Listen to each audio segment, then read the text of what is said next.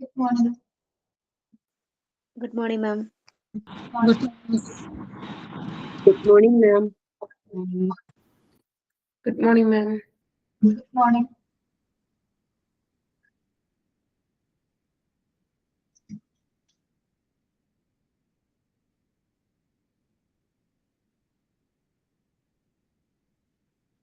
Morning.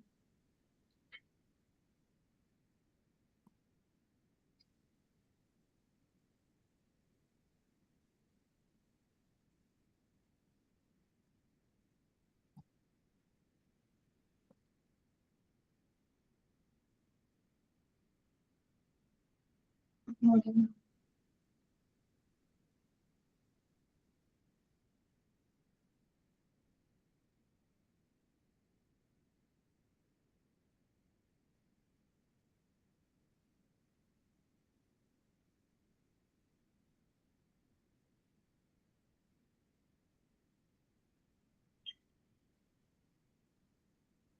സുഖാണ്. എല്ലാവർക്കും സുഖാണ്.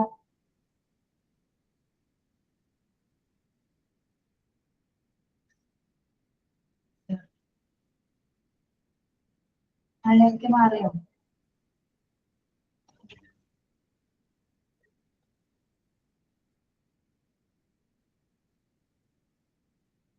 സുഖം സുഖം ഇല്ല, കുഴപ്പമില്ല, അന്ന് പോണം.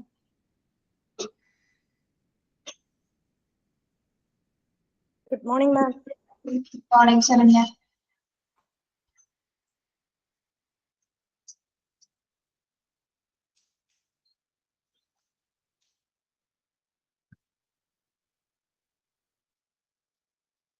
നിങ്ങൾ സ്മാർട്ട് സ്റ്റഡിയുടെ പേജ് ഫോളോ ചെയ്യുന്നുണ്ടോ?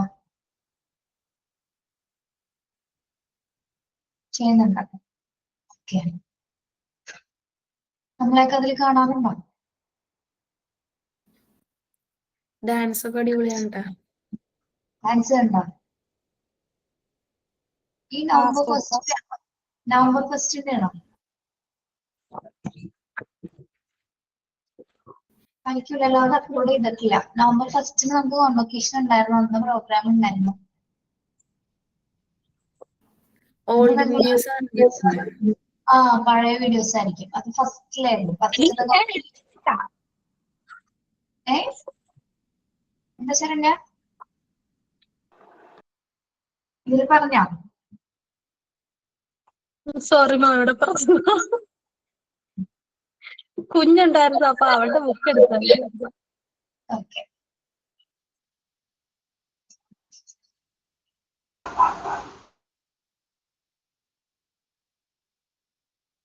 കുറച്ച് പേരും കൂടി കയറിയിട്ട് ക്ലാസ് എടുക്കാം കേട്ടോ.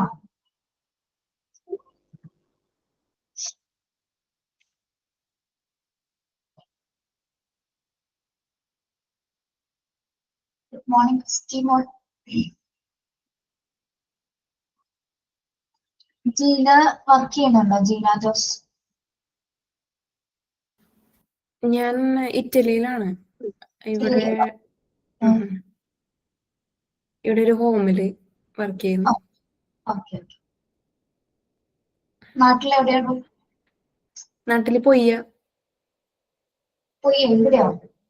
അവിടെ തന്നെ. അവിടെ തന്നെ. മാമിന്റെ വീട് എവിടെയാ?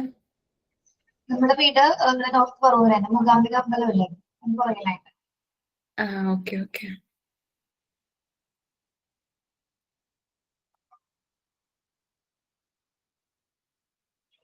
കുറെ നാളായോ ഇറ്റലിയിൽ പോയിട്ട്?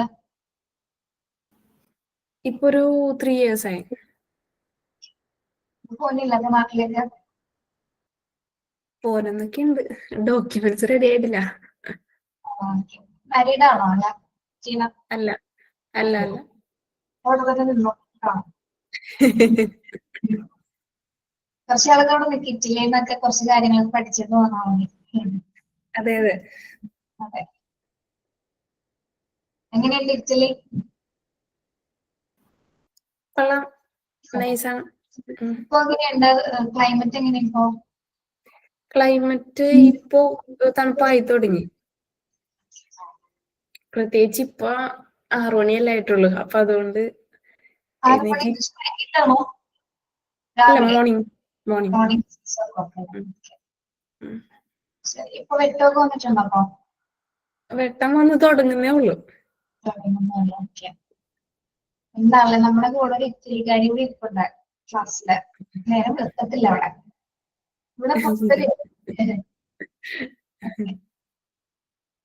ഇനി ഇപ്പൊ നാട്ടിൽ വന്ന് പോയോ ജീവ? അടുത്തെങ്ങനെ വന്നിരുന്നോ? അടുത്തെങ്ങനെ വന്നിരുന്നോ നാട്ടില്?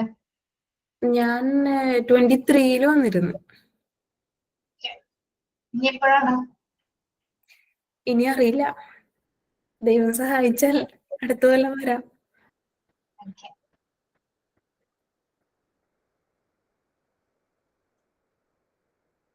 ശരി.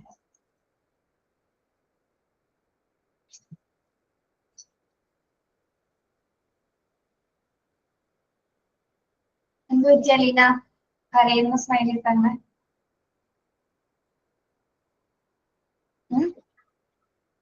അലീന പോയാ? ഇല്ല മിസ് അവിടെ ഉണ്ട്.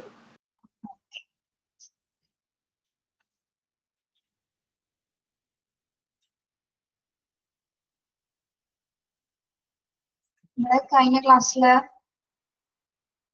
വെന്റിലേറ്റർ ഡിസീസ് തുടരുന്നതിന്റെ റിസ്ക് അല്ലേ പറഞ്ഞത്?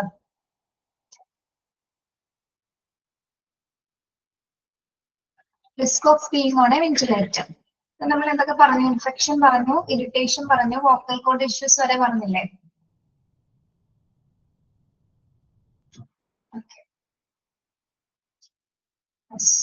നെക്സ്റ്റ് എന്താ വരുന്നത്? Pulmonary oedema. Pulmonary oedema. Air sacs in the lungs can get filled up with fins. Filled up with the fluid എന്നായിരിക്കും കേട്ടോ. Fluid. What is pulmonary edema? എന്ത് സിറ്റുവേഷൻ ആണത്? നമ്മൾ പറയുന്നുണ്ട് ലങ്സിൽ എയർ സാക്സ് അടിഞ്ഞു കൂടുന്നു എന്ന് പറയുന്നത്. എന്ത് സിറ്റുവേഷൻ ആയിരിക്കും? അതായത് നമ്മുടെ ശ്വാസകോശത്തില് കറക്റ്റ് ആണ്. ഓക്കെ. നമ്മുടെ ശ്വാസകോശത്തിൽ അമിതമായിട്ട് ഫ്ലൂയിഡ് കൂടുന്ന സിറ്റുവേഷൻസില് ഈ ഫ്ലൂയിഡ്സ് എന്താണ്? ശ്വാസകോശത്തിൽ നിരവധി വായു സഞ്ചികൾ, നമുക്ക് കുറച്ച് പ്ലൂറൽ സ്പേസസിൽ അല്ലെ, ആ സ്പേസസിലൊക്കെ എന്താണ് ഈ വായുക്കൾ ഇതെന്ത് ചെയ്യും? അതവിടെ സ്റ്റോർ ചെയ്യപ്പെടും. അത്തരം സിറ്റുവേഷൻസിൽ എന്താണ് പേഷ്യന്റിന് സ്വന്തമായിട്ട് ബ്രീത്ത് ചെയ്യാനായിട്ട് പറ്റാത്തത്. അതിനെയാണ് നമ്മൾ എന്ത് പറയുന്നത്? പൾമണറി എഡിമ എന്ന സിറ്റുവേഷൻ എന്ന് പറയുന്നത്. ഓക്കെ. അതായത് നമ്മുടെ ശ്വാസകോശത്തില് അമിത ദ്രാവക പോലെ ഉണ്ടാകുന്ന ഒരു അവസ്ഥയാണിത്. ഓക്കെ. അതായത് ഈ ദ്രാവകം എന്താണ് ശ്വാസകോശത്തിലെ മറ്റ് വായുസഞ്ചികളിലൊക്കെ എന്താണ് അടിഞ്ഞുകൂടുക, ഈ നിറഞ്ഞ എന്താണ് ആശ്വാസം അവിടെ നോർമൽ ആയിട്ട് ആൾക്ക് ബ്രീത്ത് എടുക്കാൻ പറ്റാത്ത സിറ്റുവേഷൻ വരും. ഓക്കെ. അപ്പോ ഇത് ഏത് സിറ്റുവേഷൻസിലാണ് വരുന്നത്? ദീർഘകാലം ആള് വെന്റിലേറ്ററിൽ തുടരുന്ന സമയത്താണ് ഈ ഒരു സിറ്റുവേഷൻസ് വരുന്നത്. ഓക്കെ. ഇനി അടുത്ത റിസ്ക് എന്ന് പറയുന്നത് എന്താണ്? Blood clots. What is blood clots? Blood ക്ലോട്ടാണെന്ന് പറയില്ലേ നമ്മള്? രക്തം കട്ട പിടിക്കുന്ന സിറ്റുവേഷൻ ഉണ്ടാവുന്നത്. എങ്ങനെ ഉണ്ടാകുന്നു? Lying in the same position for a long time can enhance the risk of blood clots forming. Lying in the same position for a long time can enhance the risk of the blood clots forming. നമുക്കറിയാലോ വെന്റിലേറ്ററിൽ തുടരുന്ന ഒരു പേഷ്യൻസിനെ സംബന്ധിച്ചിടത്തോളം എന്താണ്? അവർക്ക് move ചെയ്യാനൊന്നും പറ്റാതെ ഒരേ പൊസിഷനിൽ തന്നെ കിടക്കുകയാണ് അല്ലെ? ഒരേ പൊസിഷനിൽ തന്നെ ദീർഘനാൾ കിടക്കുന്നത് കൊണ്ട് എന്താണ് എന്ത് സംഭവിക്കും? രക്തം കട്ട പിടിക്കാനായിട്ടില്ല. അതായത് ബോഡി പോർഷൻസ് ഒന്നും തന്നെ എന്താണ് ബോഡി പോർഷൻസ് ഒന്നും തന്നെ മൂവ് ചെയ്യാത്തത് കൊണ്ട് തന്നെ ബ്ലഡ് ക്ലോട്ട് ആവാനുള്ള ഒരു സാധ്യത, അല്ലെങ്കിൽ രക്തം കട്ട പിടിക്കാനുള്ള സാധ്യത, അതും ഒരു റിസ്ക് തന്നെയാണ്. ഓക്കെ. നെക്സ്റ്റ് വരുന്ന റിസ്ക് ആണ് sedation related dementia. Sedation related dementia. Page number ഒന്ന് പറഞ്ഞു കൊടുക്കുള്ളൂ ആരെങ്കിലും? 66.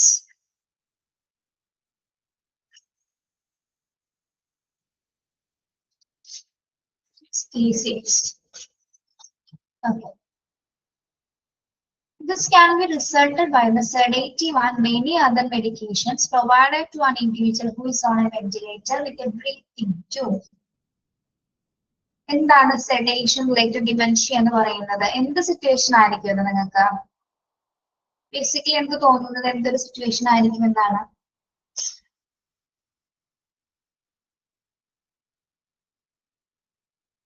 ഓർമ്മയുള്ള അവസ്ഥയാണോ ഓർമ്മയില്ലാത്ത അവസ്ഥയാണോ? അത് മയക്കമാണ് അല്ലെ? എന്തുമൂലമാണ് അപ്പൊ മയക്കം സംഭവിക്കുന്നത്? യെസ്, മരുന്നിന്റെ സഡേഷൻസ് മൂലം അല്ലെ. അതായത് ഓവറായിട്ട് മരുന്നുകൾ ഇങ്ങനെ കൊടുത്തുകൊണ്ടിരിക്കുന്ന സമയത്ത്, അത് അനസ്തീഷ്യ മരുന്നുകൾ അല്ലെങ്കിൽ മറ്റു മെഡിക്കേഷൻസ് ഒക്കെ കൊടുക്കുന്നത് കൊണ്ട് തന്നെ എന്താണ് പ്രത്യേകിച്ച് വെന്റിലേറ്ററിൽ തുടരുന്ന ഒരു വ്യക്തിക്ക് എന്താണ് ഇത്തരത്തിലുള്ള സിറ്റുവേഷൻസ് നേരിടുന്നത്. അതായത് ആള് കംപ്ലീറ്റ്ലി എപ്പോൾ എങ്ങനെയായിരിക്കുള്ളൂ? മയക്കത്തിൽ തന്നെയായിരിക്കും. മാത്രമല്ല ഇത് ശരിക്കും പറഞ്ഞാൽ നമ്മുടെ കോഗ്നിറ്റീവ് ആയിട്ടുള്ള എബിലിറ്റീസിനെയാണ് തകർക്കുന്നത്. കാരണം ഓൾറെഡി ആള് കണ്ടിന്യൂസ് ആയിട്ട് ഉറങ്ങിക്കൊണ്ടിരിക്കുകയാണ് അല്ലെ. ഉറങ്ങിക്കൊണ്ടിരിക്കുന്ന സമയത്ത് തന്നെ എന്താണ് ഇത്തരം ഫ്ലൂയിഡ്സ് അല്ലെങ്കിൽ സഡേറ്റീവ് ആയിട്ടുള്ള മരുന്നുകൾ ചെല്ലുമ്പോൾ തന്നെ ആൾക്ക് എന്ത് സംഭവിക്കും? പല രീതിയിലുള്ള പ്രശ്നങ്ങൾ ഉണ്ടാക്കും. അതായത് മെമ്മറി ലോസ് വരെ സംഭവിക്കും അല്ലെ. ഓർമ്മ നഷ്ടപ്പെടാം, അതേപോലെ തന്നെ കൺഫ്യൂസ്ഡ് ആവാം. ചില സമയത്ത് നമ്മളിപ്പോ ഈ സോഡിയം കുറഞ്ഞ ആൾക്കാരെ സംസാരിക്കുന്ന കണ്ടിട്ടില്ലേ? നമ്മളെ സോഡിയം കുറഞ്ഞ ഓർമ്മയില്ലാതെയൊക്കെ സംസാരിക്കുന്ന കണ്ടിട്ടില്ലേ? ചുറ്റും പേരൊക്കെ പറയുന്നത്. ഓക്കെ, അത്തരം ഒരു സിറ്റുവേഷൻസ് വരാം. പിന്നെ എന്താണ് ഡിസ്ഓറിയന്റേഷൻ, അതായത് ആൾക്ക് ഒരു നോർമലി ഒരു ബിഹേവിയർ ചിലപ്പോൾ കാണിക്കാൻ പറ്റിയെന്നില്ല. പിന്നെ മൂഡ് ചേഞ്ചസ്, അതായത് ഉറങ്ങുന്ന ആളാണെങ്കിൽ പോലും എന്താണ് പല രീതിയിലുള്ള മൂഡ് ചേഞ്ചസ് ഈ സെഡേറ്റീവ് മെഡിസിൻസ് അല്ലെങ്കിൽ ഈ ഡിമെൻഷ്യ മൂലം ഉണ്ടാകാനായിട്ട് സാധ്യത. അതായത് ഒരു പേഷ്യന്റിന്റെ കോഗ്നിറ്റീവ് എബിലിറ്റീസിനെയാണ് ഇത് ഡിക്ലൈൻ ചെയ്യുന്നത്. കംപ്ലീറ്റ്ലി ഇതിനെ ചില സാഹചര്യം അനുസരിച്ച് ഓരോ പേഷ്യന്റിന്റെ കണ്ടീഷൻ അനുസരിച്ചിട്ട് എന്താണ് ചിലപ്പോൾ ഓർമ്മ വരെ നഷ്ടപ്പെടാനുള്ള ഒരു സാധ്യതയും ഇതിൽ കാണുന്നു. ഓക്കെ, കണ്ടിന്യൂസ് ആയിട്ട് ഉറങ്ങിക്കൊണ്ടിരിക്കുന്നത് കൊണ്ട് അല്ലെങ്കിൽ സഡേഷൻ ആയതുകൊണ്ട് തന്നെ എന്താണ് അത്തരം സിറ്റുവേഷൻസ് കൂടി ചിലപ്പോൾ പേഷ്യന്റ് അനുഭവിക്കേണ്ടതായിട്ട് വരാം. ഓക്കെ, അതാണ് സഡേഷൻ റിലേറ്റഡ് ഡിമെൻഷ്യ എന്ന് പറയുന്നത്. ഓർമ്മയില്ലാത്ത അവസ്ഥ അത്രയുള്ള കേട്ടോ. Then fluid overload. അടുത്ത റിസ്ക് എന്താണ്? Fluid overload. This can be caused by continuous infusions, drug toxicity and renal failure. Page number 66. അഞ്ചു എവിടെ പോയി? നൽകിയ ക്ലാസ്സിൽ കയറാൻ അഞ്ചോ? വെന്റിലേറ്റർ ആണ് എടുക്കാൻ പഠിക്കുന്നത്. നമ്മളെ ലാസ്റ്റ് ഭാഗമാണ് വെന്റിലേറ്ററിന്റെ. ഇനി അടുത്ത റിസ്ക് എന്താണ്? ഫ്ലൂയിഡ് ഓക്കെ, ഫ്ലൂയിഡ് ഓവർലോഡ് ആകാന്ന് പറഞ്ഞ എന്താ?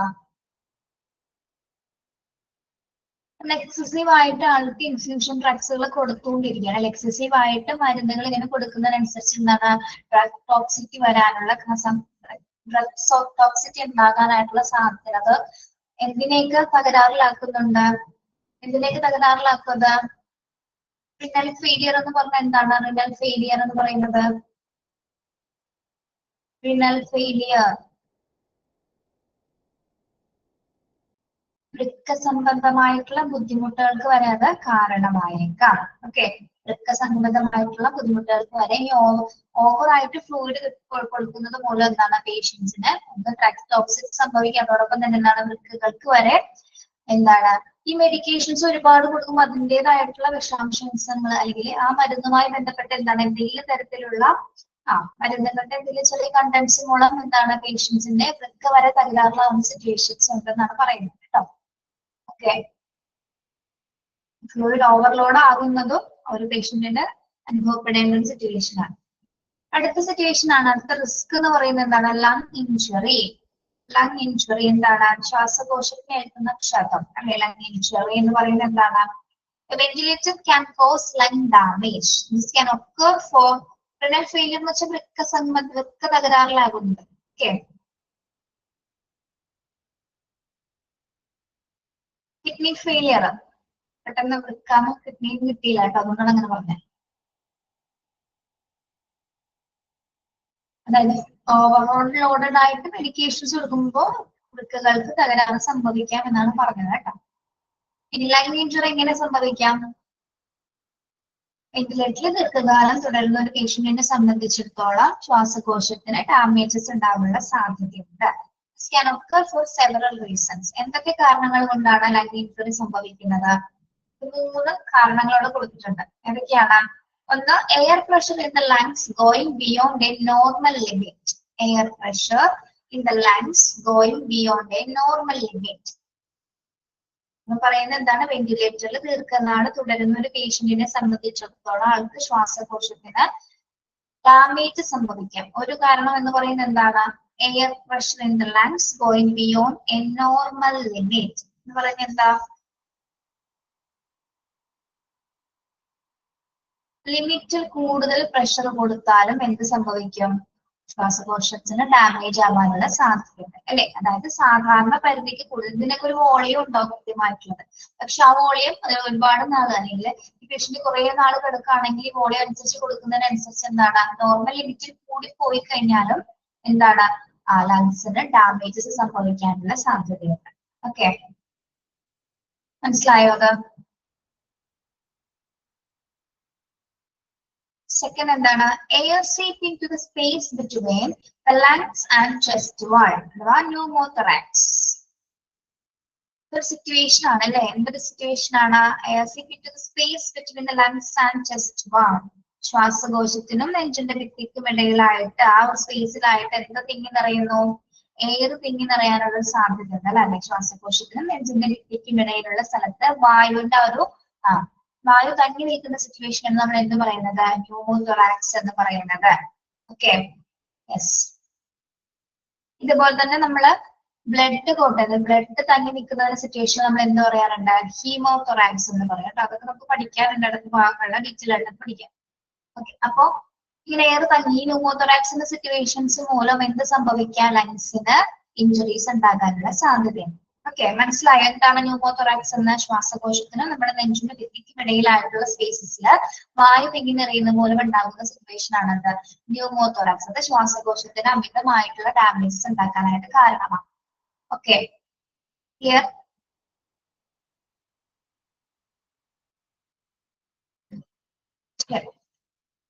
Next one, oxygen toxicity.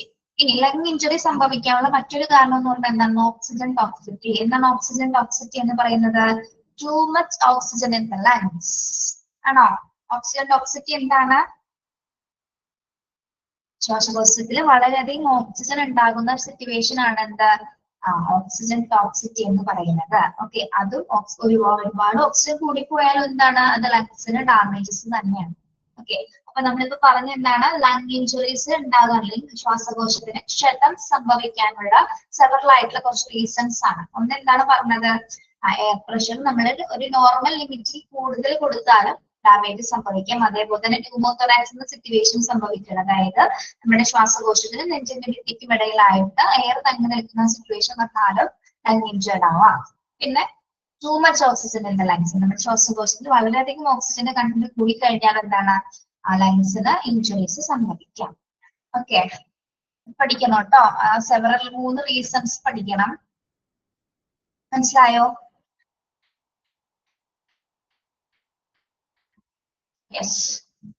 നമ്മൾ പഠിച്ചത് risk of being on ventilator അല്ലെ. പ്രൊലോങ്ഡ് പീരീഡ് ഒരു പേഷ്യന്റ് വെന്റിലേറ്ററിൽ തുടർന്നാലുള്ള എന്തൊക്കെ റിസ്കുകളാണ്? Infection, irritation, vocal cord issues, pulmonary oedema, blood clots, sedation related dementia, fluid overload and lung injury. Okay, important ആണ്, പഠിക്കണം കേട്ടോ. ക്ലിയർ ആണോ നിങ്ങൾക്ക്?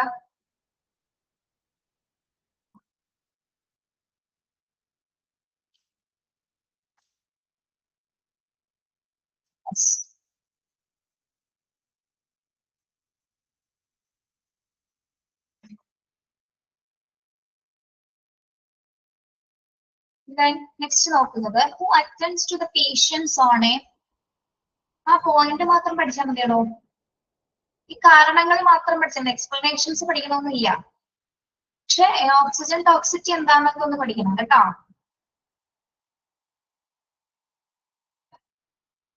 റിസ്ക് പഠിക്കുമ്പോൾ നിങ്ങൾ ഇങ്ങനെ ബൈഹാർട്ട് ചെയ്ത് പഠിച്ചാൽ irritation, vocal cord issues, pulmonary oedema, blood clots, fluid overload അങ്ങനെ പഠിച്ചാൽ മതി. ലങ് ഇഞ്ചുറിയുടെ മാത്രം റീസൺസ് നിങ്ങൾക്ക് പഠിച്ചു വെക്കുക.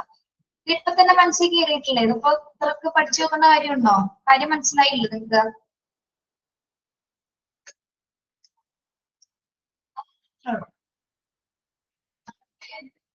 Next, who attends the patient on a mechanical ventilator? നോക്കൂ,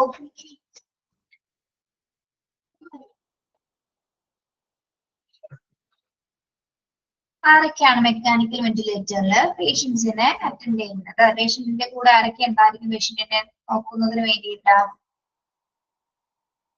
Patients who are mechanically ventilated, care providers like physicians, anesthesists, pulmonary specialists, psychotherapist or respiratory therapist and nurses are liable to take care of them. ആരൊക്കെ ഉണ്ടപ്പോ? Physicians ഉണ്ടാകും, അനസ്തേഷ്യസ് ഉണ്ടാകും, pulmonary സ്പെഷ്യലിസ്റ്റുകൾ ഉണ്ടായിരിക്കും, ഫിസിയോതെറാപ്പിസ്റ്റുകൾ ഉണ്ടായിരിക്കും, അല്ലെങ്കിൽ റെസിപ്പിറേറ്ററി therapist physio അല്ലെങ്കിൽ റെസിപ്പിറേറ്ററി തെറാപ്പിസ്റ്റുകൾ ഉണ്ടായിരിക്കും. പിന്നെ ആരാണ്? നഴ്സസ് അല്ലെ? ഇത്രയും പേരായിരിക്കും മെക്കാനിക്കൽ വെന്റിലേറ്ററിൽ തുടരുന്ന ഒരു പേഷ്യൻസിന്റെ കൂടെ അവരെ അറ്റൻഡ് ചെയ്യാനായിട്ട് ഉണ്ടായിരിക്കുക. ഓക്കെ, അത് ഓർത്ത് വെക്കാട്ടോ, അണ്ടർലൈൻ ചെയ്തു പോണേ. ആരൊക്കെയാണ് മെക്കാനിക്കൽ വെന്റിലേറ്ററിൽ പേഷ്യൻസിന്റെ കൂടെ അറ്റൻഡ് ചെയ്യുന്നത്? Okay, then the administration must make sure administration ഉറപ്പുവരുത്തേണ്ട കുറച്ച് കാര്യങ്ങൾ ഇവിടെ പറയുന്നുണ്ട്. എന്തൊക്കെയാണ്? Preventive maintenance of equipment to be done in periodically, obtainable of well-trained staff in care of patients and ventilator, strict protocol to care of ventilator patients, sufficient resources should be available. For ഈ വെന്റിലേറ്ററുമായി ബന്ധപ്പെട്ട അവിടുത്തെ administration അല്ലെങ്കിൽ ventilator കിട്ടുന്ന പേഷ്യൻസുമായി ബന്ധപ്പെട്ട അവിടുത്തെ administration hospital administration ensure ചെയ്യേണ്ട കുറച്ച് കാര്യങ്ങളാണ് ഇവിടെ പറയുന്നത്. ഫസ്റ്റ് വൺ എന്താണ്? Preventive maintenance of equipment to be done periodically. THS ഉപയോഗിക്കുന്ന പ്രത്യേകിച്ച് ഏതെങ്കിലും എക്യുപ്മെന്റ്സുകൾക്ക് എന്തെങ്കിലും തരത്തില് മെയിൻ്റെനൻസ് ഉണ്ടെങ്കിൽ അത് പീരിയോഡിക്കൽ ആയിട്ട് നമ്മൾ ചെക്ക് ചെയ്താൽ മാത്രമേ അതിനെന്തെങ്കിലും തകരാറുകൾ ഉണ്ടെങ്കിൽ അത് കൃത്യമായിട്ട് നമുക്ക് മെയിൻറ്റെയിൻ ചെയ്ത് പോകാൻ പറ്റും. ഒരു എക്യുപ്മെന്റ്സ് എന്താണ് നമ്മൾ ഉപയോഗിക്കുന്ന സമയത്ത് അതിനൊരു യാതൊരു വിധത്തിലുള്ള തകരാറുകൾ ഉണ്ടാവാൻ പാടില്ല. പീരിയോഡിക്കൽ ആയിട്ട് അത് ചെക്ക് ചെയ്തിട്ട് അത് മെയിൻറ്റെയിൻ ചെയ്ത് കൊണ്ടുപോകുക. Okay, then obtainability of well-trained staff in care of patients in ventilator. Second പോയിന്റിൽ എന്താ പറയുന്നത്? എങ്ങനെയുള്ള സ്റ്റാഫുകളായിരിക്കും പേഷ്യന്റിന്റെ കൂടെ വെന്റിലേറ്ററിൽ ഉണ്ടായിരിക്കുക? വെൽ ട്രെയിൻഡ് സ്റ്റാഫുകൾ അല്ലെ, വെൽ ട്രെയിൻഡ് ആയിട്ടുള്ള സ്റ്റാഫുകൾ മാത്രമായിരിക്കും ഉണ്ടായിരിക്കുന്നത്. Okay, then strict protocol the care of ventilators patients. എന്താണ്? പ്രത്യേകിച്ച് വെന്റിലേറ്ററിൽ തുടരുന്ന പേഷ്യൻസിനുമായി ബന്ധപ്പെട്ട് കർശനമായിട്ടുള്ള പ്രോട്ടോകോൾസ് ഉണ്ട്. നമ്മൾ സാധാരണ പേഷ്യൻസിനെ നോക്കുന്നത് പോലെയല്ല വെന്റിലേറ്ററിൽ തുടരുന്ന ഒരു പേഷ്യന്റിനെ സംബന്ധിച്ചിടത്തോളം സ്ട്രിക്റ്റ് ആയിട്ടുള്ള പ്രോട്ടോകോൾസ് മാത്രമേ അതിനകത്ത് സ്വീകരിക്കാൻ പാടുള്ളൂ അല്ലെ. ഓക്കെ, അവിടെ വിസിറ്റേഴ്സിനെ ഒന്നും തന്നെ അനുവദിക്കുന്നതല്ല, അല്ലെങ്കിൽ പുറത്തുനിന്ന് ആരെയും തന്നെ ക്രമരഹിതമായിട്ട് ആരെയും തന്നെ അതിനകത്തേക്ക് പ്രവേശിക്കുന്നതായിരിക്കില്ല. ഓക്കെ, പിന്നെ sufficient resources should be available. എന്താണ്? എല്ലാ റിസോഴ്സസും ആവശ്യാനുസരണം അവൈലബിൾ ആയിരിക്കണം. ഓക്കെ, അതായത് വെന്റിലേറ്ററിനകത്ത് തന്നെ എന്താണ് വെന്റിലേറ്റർ തുടരുന്ന പേഷ്യന്റിനെ സംബന്ധിച്ചിടത്തോളം ആ പേഷ്യന്റുമായി ബന്ധപ്പെട്ട് വരുന്ന എല്ലാത്തരം ഫെസിലിറ്റീസും എല്ലാ റിസോഴ്സസും അതിനകത്ത് അവൈലബിൾ ആയിരിക്കണം. ഓക്കെ, അപ്പൊ അഡ്മിനിസ്ട്രേഷൻ ഉറപ്പുവരുത്തേണ്ട കുറച്ച് കാര്യങ്ങളാണ്. ഒന്ന്, എല്ലാ എക്യുപ്മെന്റ്സുകളും നല്ല രീതിയിൽ പ്രവർത്തനക്ഷമമാണോ എന്ന് പീരിയോഡിക്കലായിട്ട് ചെക്ക് ചെയ്യാം. വെൽ ട്രെയിൻഡ് ആയിട്ടുള്ള സ്റ്റാഫ് ആയിരിക്കണം പേഷ്യന്റിന്റെ കൂടെ ഉണ്ടാവേണ്ടത്. സ്ട്രിക്റ്റ് ആയിട്ടുള്ള പ്രോട്ടോകോൾസുകളായിരിക്കണം അവിടെ പാലിക്കേണ്ടത്. മതിയായിട്ടുള്ള രീതിയിലുള്ള റിസോഴ്സസ് അവിടെ അവൈലബിൾ ആയിരിക്കണം. ഓക്കെ, മനസ്സിലായോ? ഓക്കെ, നമ്മുടെ ആ ചാപ്റ്റർ തീർന്നു കേട്ടോ. വെന്റിലേറ്റർ എളുപ്പമായിരുന്നല്ലേ? എളുപ്പമാണോ?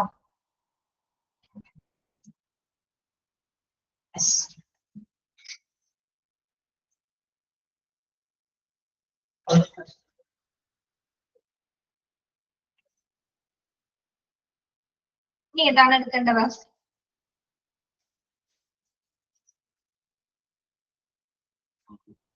ലെവനോ? ICU ഞാനല്ല എടുക്കുന്നത്. ICU മറ്റേ ആംബുലൻസ് ആയിരിക്കും.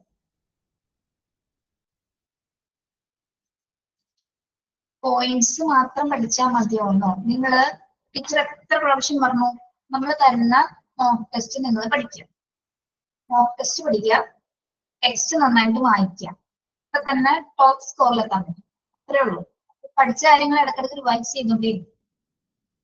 ഓക്കെ, നിങ്ങൾക്ക് വായിക്കുമ്പോൾ തന്നെ നമ്മൾ പറഞ്ഞു തരുന്നുണ്ട് ഏതൊക്കെ ഇമ്പോർട്ടന്റ് ആണ് പോയിന്റ്സുകൾ എന്നുള്ളത്. അത് നന്നായിട്ട് പഠിക്കുക. പിന്നെ നിങ്ങൾക്ക് അറ്റൻഡ് ചെയ്യാൻ പറ്റുള്ളൂ, നല്ല രീതിയിൽ എക്സാം കണ്ടക്ട് ചെയ്യാൻ പറ്റും. ഉറപ്പ് വരാനായി പഠിക്കണം. പക്ഷെ ഞാൻ ഉറപ്പ് വന്നാലും നിങ്ങൾ പഠിക്കാൻ എഴുതാൻ പറ്റുമോ? ഇല്ല. പിന്നെ നമ്മൾ എക്സാമിന്റെ കാര്യങ്ങളൊക്കെ പറഞ്ഞതല്ലേ, നമ്മൾ ക്യാമറ ഓൺ ചെയ്തിട്ടാണ് നമ്മൾ എക്സാം കണ്ടക്ട് ചെയ്യുന്നത് കേട്ടോ. ഒരു തരം മറ്റ് ഒരു സ്കൂൾ എക്സാം എങ്ങനെയാണോ കണ്ടക്ട് ചെയ്യുന്നത് അതുപോലെയൊക്കെ തന്നെ. ക്യാമറ ഓൺ ചെയ്തിരിക്കണം. ആ ഒരു രീതിയിൽ. അപ്പൊ നിങ്ങൾ നന്നായിട്ട് പഠിച്ച് എഴുതി വിജയിക്കുന്നതല്ലേ ഏറ്റവും നല്ലത്.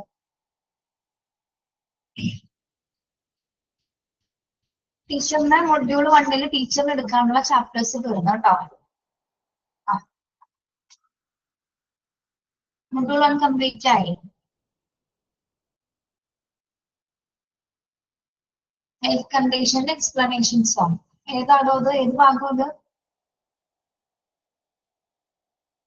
ഈ ലാസ്റ്റ് ഭാഗം ഒന്നും പറയണോ? അതായത് എളുപ്പമല്ലല്ലോ. ഒരു മെക്കാനിക്കൽ വെന്റിലേറ്ററിൽ പേഷ്യന്റിന്റെ കൂടെ ആരൊക്കെ ഉണ്ടായിരിക്കും? ആ പേഷ്യന്റിനെ കെയർ ചെയ്യുന്നതിന് വേണ്ടി ആരൊക്കെ ഉണ്ടായിരിക്കും? ഫിസിഷ്യൻ ഉണ്ടാവും, അനസ്തേഷ്യസ്റ്റ് ഉണ്ടാവും, പൾമണറി സ്പെഷ്യലിസ്റ്റുകൾ ഉണ്ടാവും, ഫിസിയോതെറാപ്പിസ്റ്റ് അല്ലെങ്കിൽ റെസ്പിറേറ്ററി തെറാപ്പിസ്റ്റുകൾ അല്ലെങ്കിൽ നേഴ്സ്. ഇത്ര പേരായിരിക്കും ആരെ അറ്റൻഡ് ചെയ്യാനായിട്ട് മെക്കാനിക്കൽ വെന്റിലേറ്ററിൽ പേഷ്യന്റിന്റെ കൂടെ ഉണ്ടാവുന്നത്. ഓക്കെ, അത് എളുപ്പമല്ലേ? പിന്നെ അഡ്മിനിസ്ട്രേഷൻ ഉറപ്പുവരുത്തേണ്ട കാര്യങ്ങൾ എന്താണ്? അവിടെ വർക്ക് ചെയ്യുന്ന എല്ലാ എക്യുപ്മെന്റ്സും പീരിയോഡിക് ആയിട്ട് ചെക്ക് ചെയ്തിട്ട് അതിന്റെ മെയിൻ്റെനൻസ് നടത്തുക. പിന്നെ വെൽ ട്രെയിൻഡ് ആയിട്ടുള്ള സ്റ്റാഫുകൾ മാത്രമേ പ്രത്യേകിച്ച് വെന്റിലേറ്ററിൽ തുടരുന്ന ഒരു പേഷ്യന്റിനെ പരിചരിക്കുന്നത്. പിന്നെ അവിടുത്തെ പ്രോട്ടോകോൾസ് എന്ന് പറയുന്നത് നമ്മൾ സാധാരണ ഹോസ്പിറ്റൽ പോലെ മറ്റ് ഡിപ്പാർട്ട്മെന്റ്സിൽ നോക്കുന്ന പോലെയല്ല. കുറച്ചും സ്ട്രിക്റ്റ് പ്രോട്ടോകോൾസ് ആയിരിക്കുള്ളൂ വെന്റിലേറ്ററിലുള്ള ഒരു പേഷ്യന്റുമായി ബന്ധപ്പെട്ട് വരുന്നത്. പിന്നെ എല്ലാ തരത്തിലുള്ള റിസോഴ്സസും അവിടെ അവൈലബിൾ ആയിട്ട് ഉണ്ടായിരിക്കണം. ഓക്കെ, 1ഉം 2ഉം മൊഡ്യൂൾ കഴിഞ്ഞ എക്സാം ഉണ്ടാവും പറഞ്ഞിരുന്നില്ലേ? Okay, yes. Labour room chapter ആരെങ്കിലും എടുത്തോ നിങ്ങൾക്ക്? ലേബർ റൂം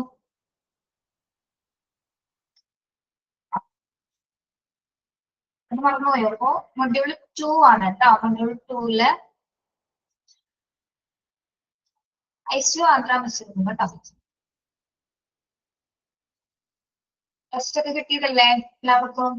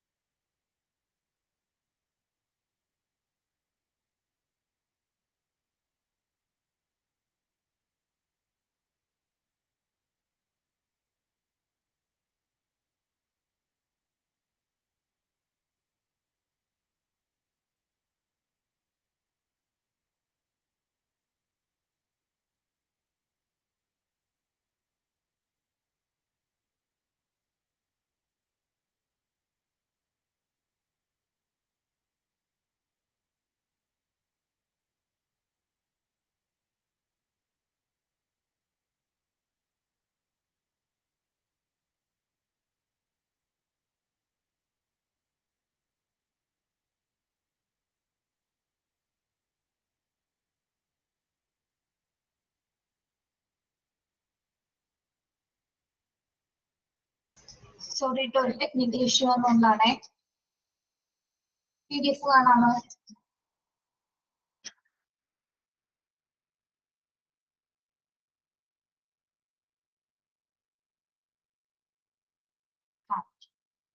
എന്തെങ്കിലും അങ്ങനെ കട്ടായി പോയി കഴിഞ്ഞാൽ നിങ്ങൾ ആരും വെക്കളായിരുന്നു, ക്ലാസ്സിൽ തന്നെ തുടരാം.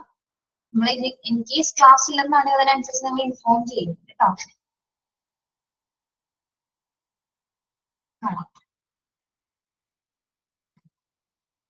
ടെക്സ്റ്റ് ഉണ്ടെങ്കിൽ ലേബർ റൂം സർവീസസ് എന്ന ചാപ്റ്റർ എടുക്കാം കേട്ടോ. എഴുതുന്നതാണ് PDF എടുത്തോണ്ടിരിക്കുന്നുള്ളൂ, വിസിബിൾ ആവില്ല ഇപ്പൊ.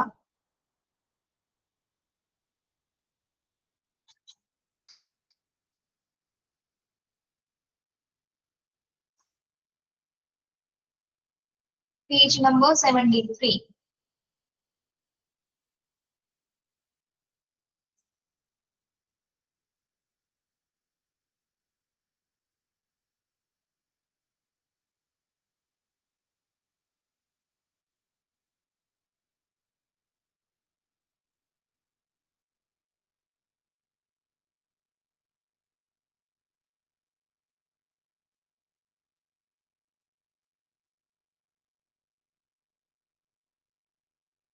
ആംബുലൻസ് സർവീസസ് എടുത്താണോ നിങ്ങൾക്ക്?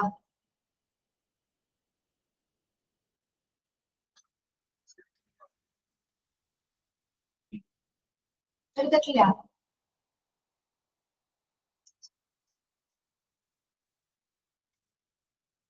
ഇപ്പൊ കാണാലോ, PDF കാണാലോ ഇപ്പൊ.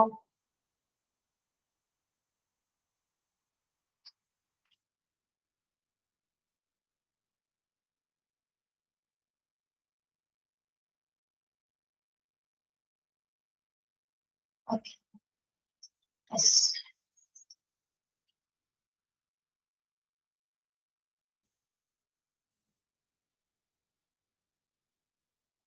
labor room services. Introduction.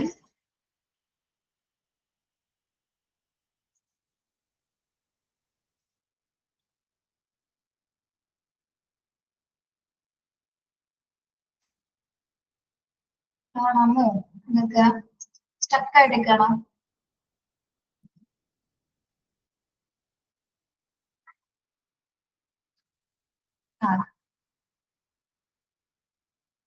Introduction നോക്കാം നമുക്ക്. Obstetrics and gynecology services are practiced in almost all the hospitals where obstetrics deals with the process of childbirth. Stuck ആണല്ലേ? സ്റ്റക്ക് ആണോ? ഒന്നും ചെയ്യാൻ പറ്റുന്നില്ല, നോക്കാം.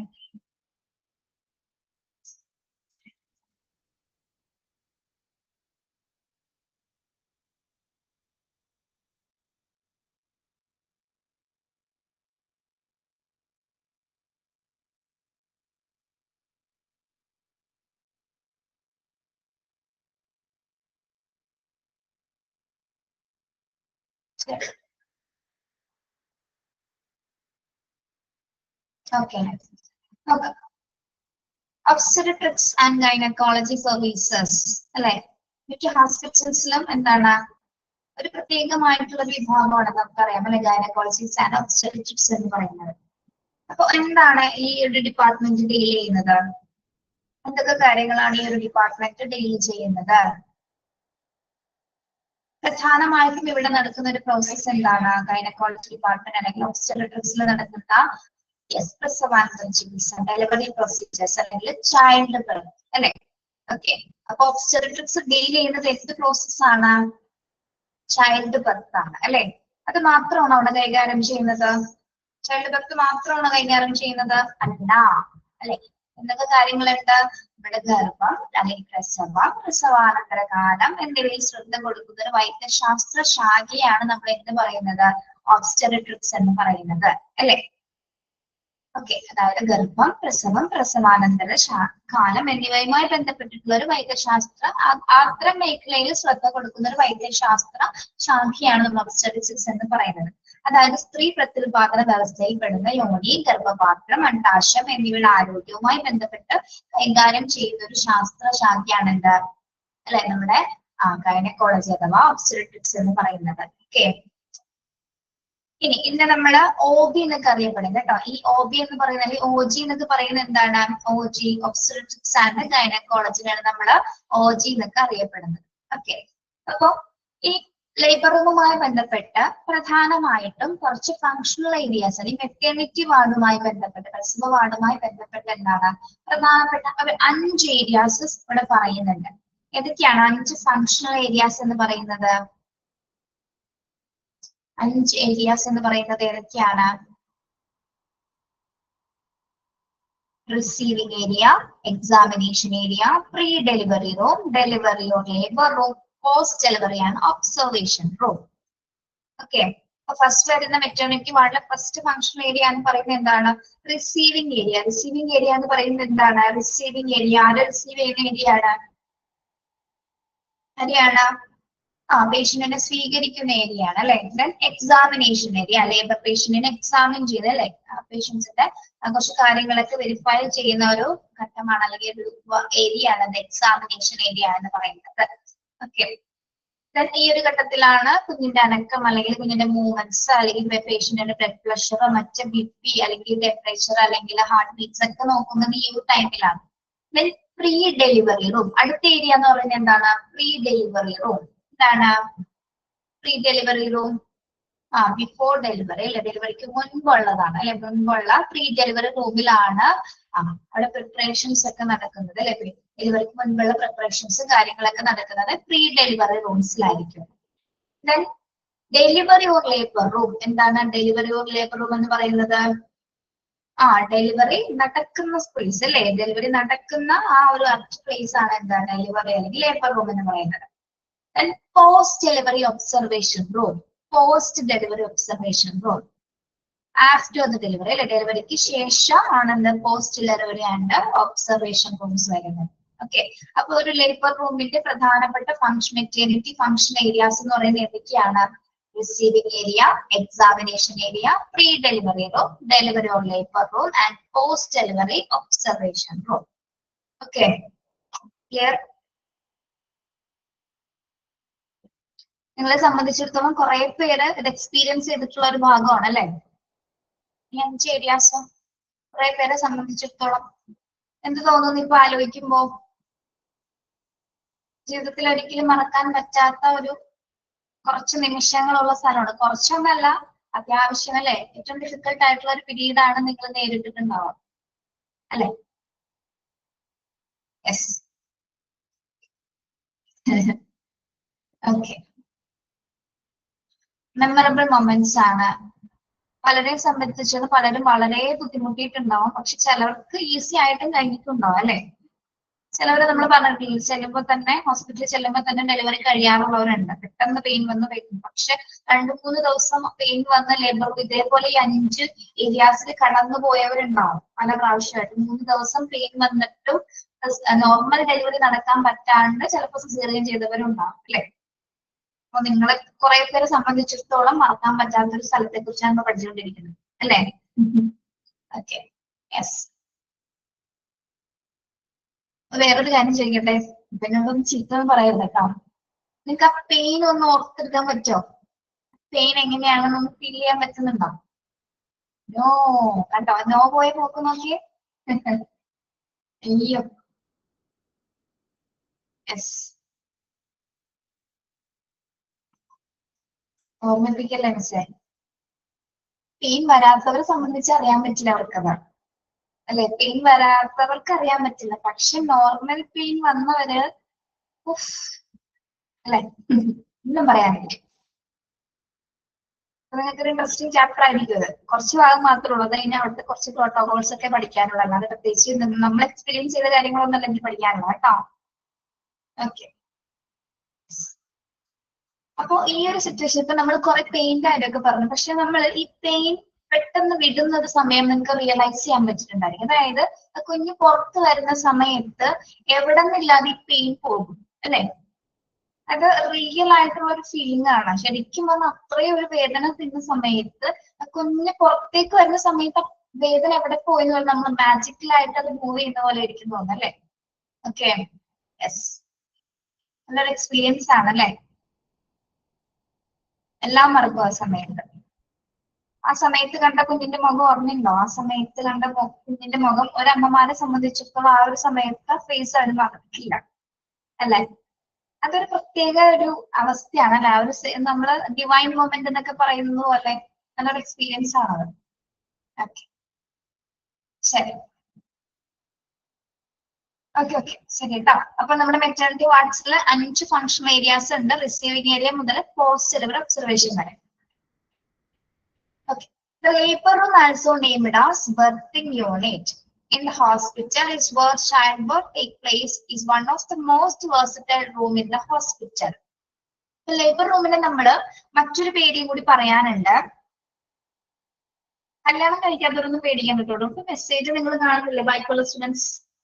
കല്യാണം കഴിക്കാത്തവരൊന്നും പേടിക്കേണ്ട ആവശ്യമൊന്നുമില്ല. ഇതൊക്കെ നമ്മുടെ നാച്ചുറൽ പ്രോസസ്സുകൾ, അതങ്ങനെ തന്നെ നടന്നു പോകും.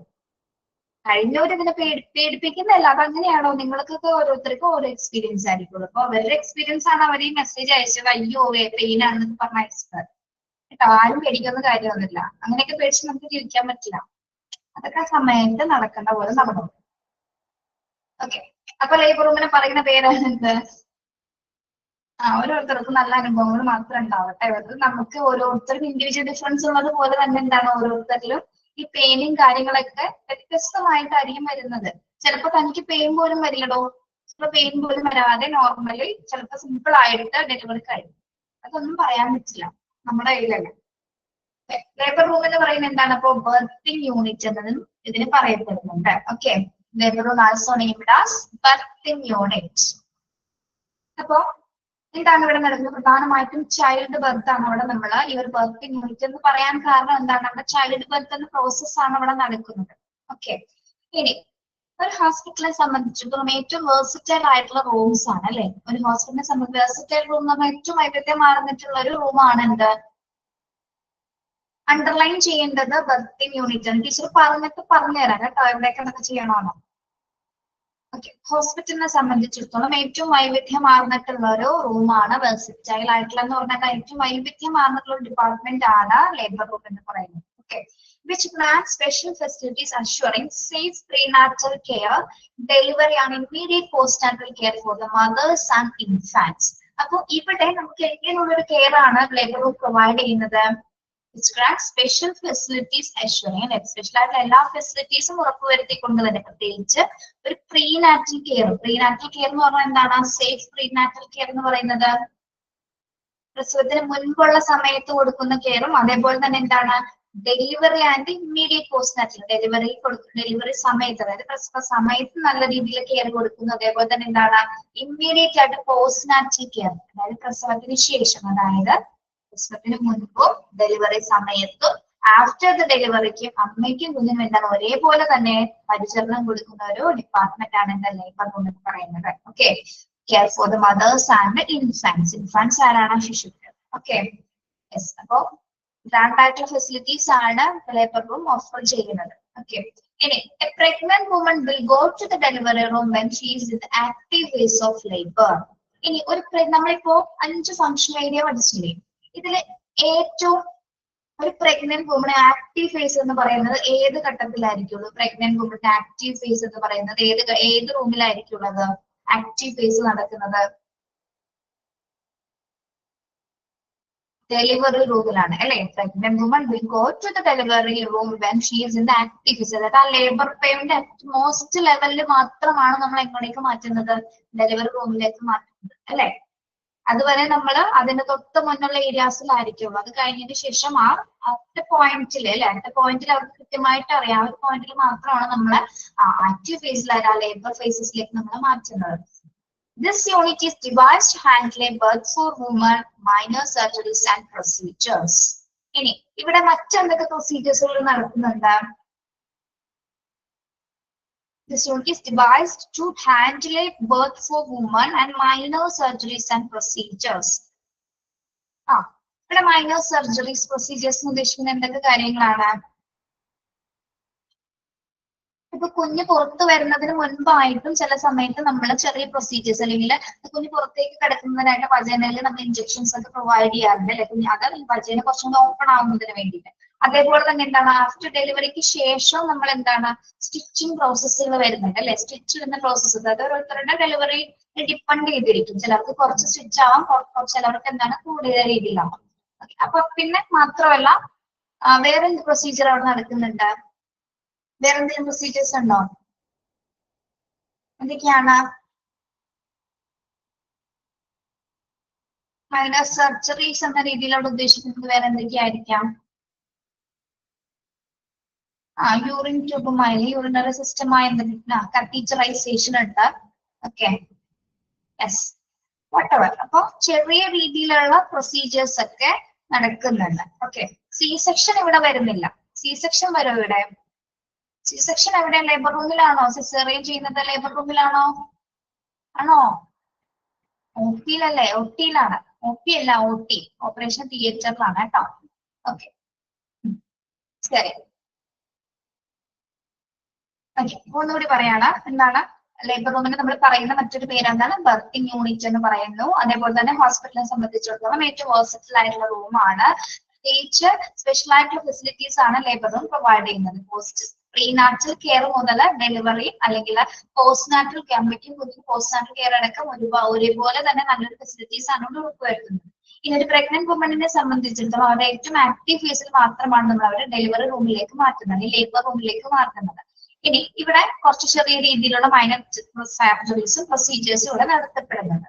ഇനി നമ്മൾ ഈ ലേബർ റൂമിന്റെ മറ്റ് 2-3 പേരുകളിൽ കൂടി പറയുന്നുണ്ട്. ഈ ഒരു ഡിപ്പാർട്ട്മെന്റിനെ നമ്മൾ LDR അല്ലെങ്കിൽ LDRP എന്നൊക്കെ പറയുന്നുണ്ട്. എന്താണ് LDR എന്ന് പറയുന്നത്? അണ്ടർലൈൻ ചെയ്യണം. Labour delivery recovery room. എന്താണ്? Labour delivery and recovery room അഥവാ LDR എന്ന് പറയുന്നു. LDR എന്ന് പറയുന്നത് എന്താണ്? ലേബർ ഡെലിവറി റിക്കവറി റൂം അല്ലേ? ശേഷമുള്ള റിക്കവറി റൂമാണ് എന്ത്? LDR എന്ന് പറയുന്നത്. എന്താണ് LDRന്റെ പ്രത്യേകത എന്ന് പറയുന്നത്? are in charge of accommodating all kind of library providing maximum assurance and efficient obstetrical care. അല്ലേ? പ്രഗ്നൻസിക്ക് ശേഷം അല്ലെങ്കിൽ ഡെലിവറിക്ക് ശേഷമാണ് അമ്മയ്ക്ക് കുഞ്ഞിനും എന്താണ് ഒരേപോലെ രീതിയിൽ മാക്സിമം കെയർ കൊടുക്കുന്ന ഒരു പ്രധാനപ്പെട്ട ഒബ്സ്റ്ററിക്കൽ കെയർ ഏരിയ ആണ് എന്താ? LDR അഥവാ ലേബർ ഡെലിവറി റിക്കവറി റൂം എന്ന് പറയുന്നത്. ഇനി ഇതിനെ തന്നെ നമ്മൾ ഈ LDR തന്നെ മറ്റ് അതർ ഹെൽത്ത് കെയർ ഇൻസ്റ്റിറ്റ്യൂഷൻസിൽ നമ്മൾ LDRP എന്ന് പറയാറുണ്ട്. എന്താണ് LDRP? അത് പി എന്തിനെ സൂചിപ്പിക്കുന്നു? പി എന്തിനെ സൂചിപ്പിക്കുന്നു? Labour delivery recovery and postmortem. Okay, labour delivery recovery and postmortem. Okay, yes. അപ്പോ നോർമലി ഇതിനെ LDR എന്ന് പറയുന്ന അതർ ഹെൽത്ത് കെയർ ഇൻസ്റ്റിറ്റ്യൂഷൻസിലാണ് നമ്മൾ ഇതിനെ എന്ത് പറയുന്നത്? LDRP സ്യൂട്ട്സുകൾ എന്ന പേരിൽ അറിയപ്പെടുന്നത്. അപ്പൊ രണ്ടും പഠിക്കണം കേട്ടോ, 2 പേരുകളും പഠിക്കണം. LDR LDRP. ചോദിക്കാം, LDRൽ D എന്തിനെ ഡിനോട്ട് ചെയ്യുന്നു, R എന്തിനെ ഡിനോട്ട് ചെയ്യുന്നു, P എന്തിനെ ഡിനോട്ട് ചെയ്യുന്നു ചോദിക്കാം കേട്ടോ. മനസ്സിലായോ? It is one of the particular of the obstetrical department that grant all the required clinical facilities, the quality infrastructure, sufficient supply of equipment, consumable and availability of well-trained human resources. ഇനി LDRP സ്യൂട്ട്സുകളുടെ പ്രത്യേകത എന്ന് പറയുമ്പോൾ എങ്ങനെയുള്ള രീതിയിലുള്ള സംവിധാനങ്ങളായിരിക്കും അവിടെ ഉണ്ടായിരിക്കുക? എല്ലാ തരത്തിലുള്ള ഒരു ഗ്രാൻഡ് ക്വാളിറ്റീസ് അവിടെ പ്രൊവൈഡ് ചെയ്യുന്നുണ്ട്. മാത്രമല്ല എല്ലാത്തരം ക്ലിനിക്കൽ ഫെസിലിറ്റീസും വളരെ ക്വാളിറ്റിയുള്ള അടിസ്ഥാന സൗകര്യങ്ങൾ ഇൻഫ്രാസ്ട്രക്ചർ പ്രൊവൈഡ് ചെയ്യുന്നുണ്ട്. അതിന് ആവശ്യത്തിനധികം എന്താണ്? സഫീഷ്യന്റ് സപ്ലൈ ഓഫ് എക്യുപ്മെന്റ്സ്, ആവശ്യാനുസരണ എക്യുപ്മെന്റ്സുകൾ സപ്ലൈ ചെയ്യുന്നു. Consumable and availability of well trained human resources.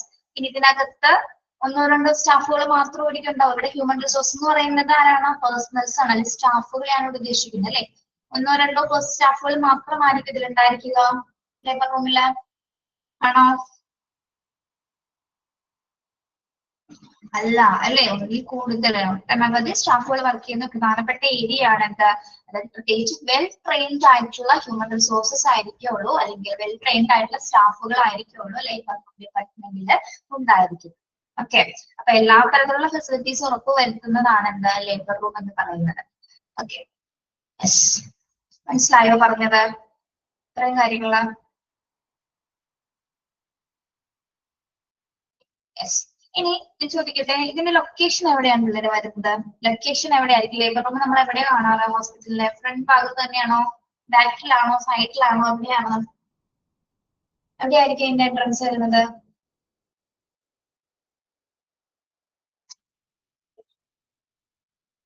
പ്രത്യേകിച്ച് ഒരു പ്രൈവറ്റ് പ്ലേസ് ആയിരിക്കോ പബ്ലിക് പ്ലേസ് ആയിരിക്കോ? നോക്കാം. This section should be located in a convenient but isolated area. The labor room through remote must be reachable from the entrance of the departments to study away from unnecessary specific while also providing privacy to patients. It should be not far from OT and surgical unit while facilitating the movement of patients avoiding cross pollution. Okay. നമുക്കറിയാം ഇത് location എന്ന് പറയുന്നത് നമുക്ക് convenient ആയിരിക്കും, പക്ഷെ കുറച്ച് isolated ആയിരിക്കും, കുറച്ച് ഒറ്റപ്പെട്ട പ്രദേശത്തായിരിക്കും ഇത് സ്ഥിതി ചെയ്യുന്നത് അല്ലെ. എന്നാൽ നമുക്ക് പെട്ടെന്ന് റീച്ച് ആവുന്നത് പെട്ടെന്ന് എത്തിച്ചേരാവുന്ന രീതിയിൽ നമ്മുടെ OT-യുടെ അടുത്ത് മതി. OT-യുടെ അടുത്ത് നോക്കുമ്പോൾ നമ്മൾ കണ്ടിട്ടില്ല, ഇപ്പൊ ലേബർ റൂമിന്റെ തൊട്ടടുത്ത് തന്നെ ആയിരിക്കും എന്ത് വരുന്നത്, ഓപ്പറേഷൻ തിയേറ്റർ വരുന്നത് അല്ലെ. എന്തുകൊണ്ടാണ്? കേസസ് ഓഫ് എമർജൻസി അല്ലെ, നോർമൽ ഡെലിവറി നടക്കാത്ത സിറ്റുവേഷൻസിൽ നമുക്ക് എന്താണ് സിസേറിയൻ ചെയ്യുന്ന സിറ്റുവേഷൻ ഉണ്ട്. അത് മാത്രമല്ല, നോർമൽ ഡെലിവറിയിൽ എന്തെങ്കിലും കോംപ്ലിക്കേഷൻസ് ഉണ്ടാവുന്ന സമയത്ത് നമ്മൾ എന്ത് ചെയ്യും, സി സെക്ഷൻ ചെയ്യേണ്ട സിറ്റുവേഷൻസ് വരാറുണ്ട് അല്ലെ. അപ്പൊ അതും കൂടി നോക്കിയിട്ടാണ് OT-യുടെ തൊട്ടടുത്ത് തന്നെ ആയിരിക്കും ഇതിന്റെ പ്രധാന ലൊക്കേഷൻസ് വരുന്നത്. കുറച്ച് ഐസൊലേറ്റഡ് ആയിട്ടുള്ള ഏരിയ ആയിരിക്കും, എന്നാൽ പെട്ടെന്ന് നമുക്ക് എന്താണ് എത്തിച്ചേരാവുന്ന രീതിയിലായിരിക്കും ഉള്ളത് തയ്യാറാക്കുക. പിന്നെ ഏറ്റവും ഇമ്പോർട്ടന്റ് എന്ന് പറയുന്നത് പേഷ്യൻസിന്റെ, പ്രത്യേകിച്ച് ലേബർ പേഷ്യൻസിന്റെ പ്രൈവസി മെയിൻറ്റെയിൻ ചെയ്യുന്ന തരത്തിലായിരിക്കും ഇതിന്റെ ലൊക്കേഷൻസ് സിറ്റുവേറ്റ് ചെയ്തിരിക്കുക. ഓക്കെ, അതായത് പ്രത്യേകിച്ച് ലേബർ പേഷ്യൻസിന്റെ പ്രൈവസി മെയിൻറ്റെയിൻ ചെയ്യുന്ന രീതിയിലാണ് ഇതിന്റെ ലൊക്കേഷൻ വരാം. It should be not far from the OT and surgical unit while facilitating the movement of patients avoiding cross pollution. പിന്നെ എന്താ പറയുന്നത്, നമ്മൾ പറഞ്ഞല്ലേ OT-യുടെ അത്ര ദൂരം ഇല്ലാതെ OT-ക്ക് അടുത്ത് തന്നെയായിരിക്കും ഇതിന്റെ ഏരിയാസ് വരുന്നത്. പിന്നെ എന്ത് അവോയ്ഡ് ചെയ്യുന്നതിന് വേണ്ടിയിട്ടാണ് അവോയ്ഡിങ് ക്രോസ് പൊല്യൂഷൻ എന്ന് ഉദ്ദേശിക്കുന്നത് എന്താണ്? പേഷ്യൻസ് അവോയ്ഡിങ് ക്രോസ് പൊല്യൂഷൻ എന്ന് പറയുന്നത് എന്താണ്?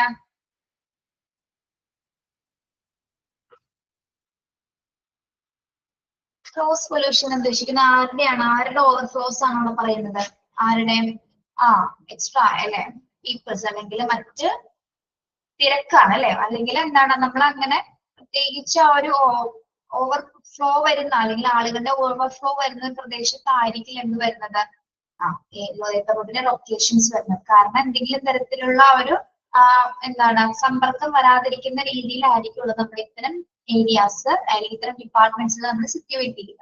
ഓക്കെ, അതായത് ആളുകളുടെ അമിതമായിട്ടുള്ള ഒഴുക്ക് ഉണ്ടാവാൻ പാടില്ല.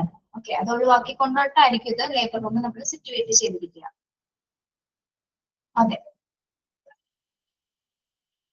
മനസ്സിലായോ?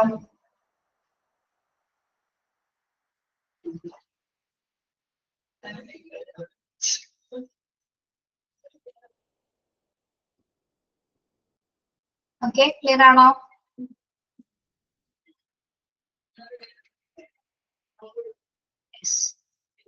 നമ്മളിപ്പോ പഠിച്ചത് ലൊക്കേഷൻ പറഞ്ഞു. ഇനി നോക്കുന്നത് ഡിസൈൻ ആണ്, ലേബർ റൂമിന്റെ ഡിസൈൻ.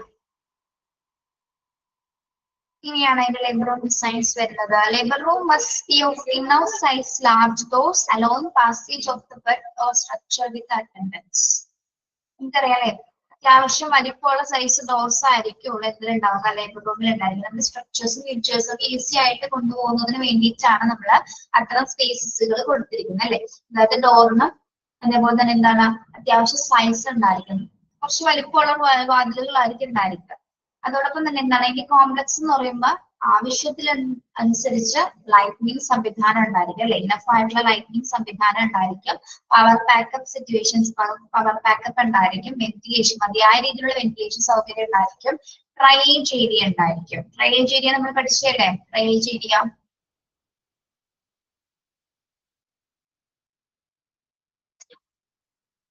ആടോ എന്തെങ്കിലും ഞാൻ പറഞ്ഞു തരൂലേ? പറഞ്ഞു തരാട്ടോ, ഈ പോയിന്റ്സ് കഴിഞ്ഞിട്ട് ടീച്ചർ പറഞ്ഞു തരും. കാരണം ക്ഷമിക്കണോ. പിന്നെ എന്താണ് ക്ലീൻ യൂട്ടിലിറ്റി ഏരിയ ഉണ്ടായിരിക്കും. ഡ്രൈനേജ് ഏരിയ എന്ന് പറയുന്നത് എന്താണ്? ഡ്രൈനേജ് ഏരിയ എന്താ പഠിച്ചത് നമ്മള്? ലേബർ റൂമിനെ സംബന്ധിച്ചിടത്തോളം ഡ്രൈനേജ് ഏരിയ എങ്ങനെയാണ് വരുന്നത്? ഇവിടെ ഏത് പേഷ്യൻസിനെയാണ് നമ്മൾ നോക്കുന്നത്? പേഷ്യൻസിനെ സോർട്ട് ചെയ്യുന്നതാണ്. ഓക്കെ, എമർജൻസി കേസസ് ആയിരിക്കും അല്ലെ, എമർജൻസി ആയിട്ട് വരുന്ന പ്രത്യേകം ലേബർ കോംപ്ലിക്കേഷൻസ് വരുന്ന പേഷ്യൻസിനെ ആയിരിക്കും നമ്മൾ ആദ്യം ഡ്രൈനേജ് ഏരിയയില് ഫസ്റ്റ് ട്രീറ്റ്മെന്റ് കൊടുക്കുന്നത് അല്ലെ. പിന്നെ ക്ലീൻ യൂട്ടിലിറ്റി ഏരിയ ഉണ്ടായിരിക്കും.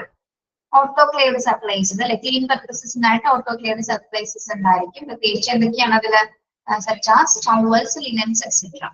ഓക്കെ, അപ്പോൾ അതിലുണ്ടാകുന്ന ഫെസിലിറ്റീസ് എന്ന് പറയുമ്പോൾ എന്തൊക്കെയാണ്? ആവശ്യത്തിലധികം ലൈറ്റിംഗ് സംവിധാനം ഉണ്ടാവും, പവർ ബാക്കപ്പ് ഉണ്ടാവും, വെന്റിലേഷൻ ഉണ്ടാവും, ഡ്രൈനേജ് ഏരിയ ഉണ്ടാവും, ക്ലീൻ യൂട്ടിലിറ്റി ഏരിയ ഉണ്ടാവും, ഓട്ടോക്ലേവ് സപ്ലൈസസുകൾ സൂക്ഷിക്കുന്നതിനുള്ള ഏരിയാസ്, പിന്നെ കോമൺ ആയിട്ടുള്ള സപ്ലൈസസ് എന്ന് പറയുമ്പോൾ എന്താണ്? such as towels, linens, etc. അതായത് ലേബർ പേഷ്യൻസുമായി ബന്ധപ്പെട്ടിട്ടുള്ള ടവൽസുകൾ, ലിനൻ, മറ്റു തുണിത്തരങ്ങൾ പേഷ്യൻസുമായി ബന്ധപ്പെട്ട് വരുന്ന സാധനം. ഇനി ഈ ഏരിയ എന്ന് പറയുന്നത് എങ്ങനെയായിരിക്കും? This area should be designed to block out the sound. എന്താണ് ബ്ലോക്ക് ഔട്ട് സൗണ്ട് എന്ന് പറയുന്നത്? ബ്ലോക്ക് ഔട്ട് സൗണ്ട് ഇവിടെ വളരെ ശബ്ദം, നല്ലൊരു ശബ്ദമായിരിക്കും ഇവിടെ. ശബ്ദത്തിന് നിയന്ത്രണം ഉണ്ടാവോ? സൈലന്റ് ആയിട്ടുള്ള ഏരിയ ആയിരിക്കും, നമ്മൾ എൻവയോൺമെന്റ് ആണ് ഇവിടെ പ്രദാനം ചെയ്യുന്നത് അല്ലെ. ഓക്കെ, അപ്പൊ യാതൊരു വിധത്തിലുള്ള ശബ്ദങ്ങളും അവിടെ അനുവദിക്കുന്നതായിരിക്കും, സൈലന്റ് സോൺ ആയിരിക്കും. Okay, then ensuring that patients can experience optimal comfort and relaxation. ഇനി നമ്മൾ എന്തുകൊണ്ടാണ് ഈ ഒരു സൗണ്ട് അല്ലെങ്കിൽ ഈ ഒരു സൈലന്റ് സോൺ ആയിട്ട് അവിടെ ലേബർ റൂമിന് കൊടുക്കുന്നത്? പേഷ്യന്റിന് നല്ല രീതിയിലുള്ള റിലാക്സേഷൻ, കംഫർട്ടബിലിറ്റി കിട്ടുന്നതിന് വേണ്ടിയിട്ടാണ്, നമ്മുടെ എക്സ്പീരിയൻസ് കിട്ടുന്നതിന് വേണ്ടിയിട്ടാണ് നമ്മൾ അത്തരം ഏരിയാസിന് ആ ഒരു എൻവയോൺമെന്റ് നിലനിർത്തുന്നത്. Okay, then facilities for examination, preparation and observation are also available. ഇനി ലേബർ പേഷ്യൻസിനെ എക്സാമിൻ ചെയ്യുന്നതിനും പ്രിപ്പയർ ആക്കുന്നതിനും, അതായത് ലേബറിക്ക് തൊട്ട് മുൻപായിട്ട് പ്രിപ്പയർ ആക്കുന്ന ഒരു സ്റ്റേജ് ഉണ്ട്, അത് നിങ്ങൾക്ക് അറിയാം അല്ലെ. പ്രിപ്പറേഷൻസ് ഉണ്ട്, ഡ്രസ്സിംഗ് ചേഞ്ചസ് അല്ലെങ്കിൽ മറ്റു കാര്യങ്ങളൊക്കെ ചെയ്യുന്നതിനായിട്ടുള്ള പ്രത്യേക ഏരിയാസ് ഉണ്ടായിരിക്കും. ഒബ്സർവ് ചെയ്യുന്നതിന് വേണ്ടിയിട്ട് പ്രത്യേകമായിട്ടൊരു സെപ്പറേറ്റഡ് ഏരിയാസ് ഇതിനുണ്ടായിരിക്കും. ഓക്കെ, അപ്പൊ ഇതാണ് ഇതിന്റെ ഡിസൈൻ എന്ന് പറയുന്നത്. അപ്പോൾ ഡിസൈൻ എന്ന് പറയുന്നത് എന്താണ്? ആവശ്യത്തിനനുസരിച്ച് വലിപ്പമുള്ള ഡോറുകൾ ഉണ്ടായിരിക്കും. അത് വീൽ സ്റ്റേഴ്സ്, സ്ട്രെച്ചറുകളൊക്കെ, ബെഡ്സ് ഒക്കെ കൊണ്ടുപോകുന്നതിന് ഈസി ആക്കുന്നതിന് വേണ്ടി. പിന്നെ മതിയായ ലൈറ്റിംഗ് സൗകര്യം മുതൽ ആവശ്യത്തിനനുസരിച്ചുള്ള സപ്ലൈസസ് ഉണ്ടായിരിക്കും.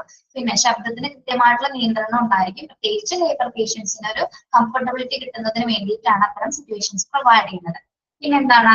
എല്ലാത്തരം ഫെസിലിറ്റീസ്, മറ്റ് ഏരിയാസ് ഉണ്ട്, എക്സാമിനേഷൻ ഏരിയാസ് മുതൽ പ്രിപ്പറേഷൻ ഏരിയ, ഒബ്സർവേഷൻ ഏരിയാസ് ഒക്കെ ഇതിനകത്ത് അവൈലബിൾ ആയിരിക്കും. ഇതാണ് ഇതിന്റെ പ്രധാന ഡിസൈൻ എന്ന് പറയുന്നത്. ഓക്കെ, അതില്ല ഇവിടം വരെ.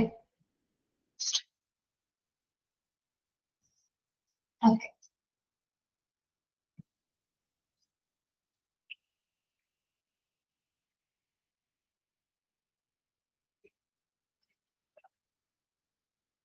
പെട്ടെന്നൊക്കെ നിർത്തി ചിലപ്പോൾ പോകുന്നത്. അടുത്ത പീരീഡ് ഒരു ക്ലാസ് ഉണ്ടാവുകയുള്ളൂ, അതുകൊണ്ടാണ്. എനിക്ക് ഓൾറെഡി ക്ലാസ് ഉണ്ട്, അതുകൊണ്ടാണ് നിർത്തുന്നത്.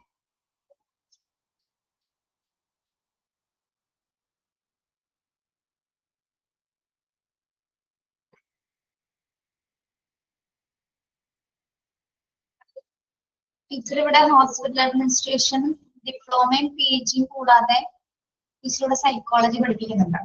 നിങ്ങൾ മോണ്ടിസോറി ടീച്ചിങ് കോഴ്സ് നടക്കുന്നുണ്ടോ നിങ്ങൾ? അപ്പൊ അതിൽ ടീച്ചർ സൈക്കോളജിയാണ് എടുക്കുന്നത്. സൈക്കോളജിയാണ് പഠിച്ചിട്ടുള്ളത്, അത് എടുക്കുന്നുണ്ട്. ഓക്കെ, അടുത്ത ക്ലാസ് അതാണ്. നല്ല രസമാണ്. നിങ്ങൾ മോണ്ടിസോറിയിലൊക്കെ ജോയിൻ ചെയ്യുന്നത്, ഇത് കഴിഞ്ഞിട്ടൊക്കെ ജോയിൻ ചെയ്യും. Okay,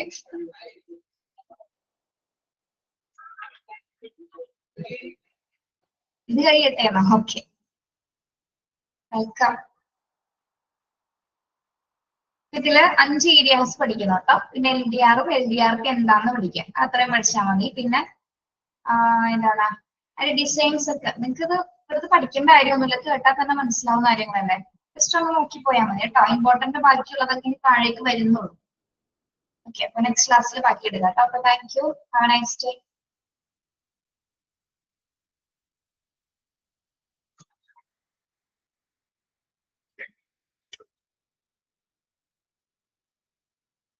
Thank you.